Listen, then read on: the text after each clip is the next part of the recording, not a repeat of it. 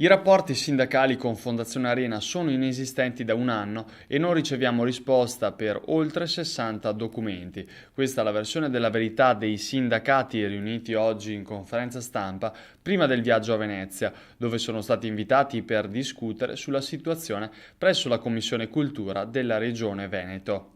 In Regione finalmente siamo stati convocati dopo una nostra richiesta in Commissione Sesta, Commissione Cultura, perché anche la Regione si sta interessando, ovviamente avendo un rappresentante proprio in quota Regione nel Consiglio di indirizzo di Fondazione, si sta interessando a come vengono, speriamo, come vengano spesi i soldi pubblici dei veneti, perché la Regione dà un contributo importante,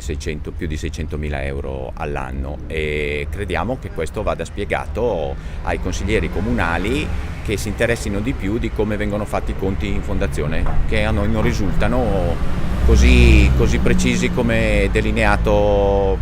dalla fondazione stessa. Oggi sono presenti tutte e quattro le sigle sindacali